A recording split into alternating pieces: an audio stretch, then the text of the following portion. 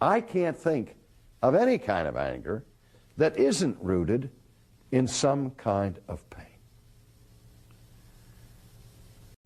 Now, why is that important to understand that?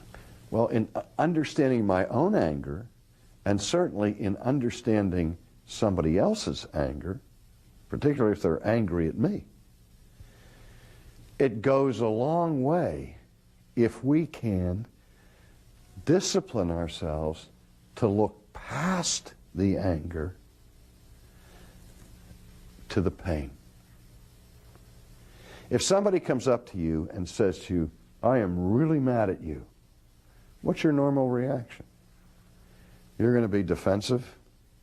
You're not going to be sympathetic. You're going to be uncomfortable.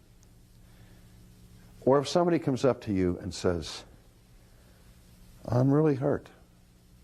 Well, why are you hurt? Well, because of something you said to me the other day. I mean, how are you going to respond to that? If I realize that I have hurt somebody, my basic human response to that is to want to bring healing, is to want to bring soothing salve to get rid of their pain. I don't want to hurt people. Do you? I don't want to inflict pain on other human beings. And so if somebody comes to me and says to me, I'm really hurting, I say, why? Well, it's because of something you said. Woo. Then I, all of a sudden, start getting mad at myself instead of that person. But if a person comes on to me in rage, I don't want to hear it. And if they become abusive, I don't want to listen to them. Because now they're inflicting pain on me, and I don't understand it. And anger and angry responses provoke angry responses until that anger begins to escalate and a war starts. Where if we can just get past the anger or look behind the anger, look underneath the anger to see where the pain is, because it's always there. It is always there.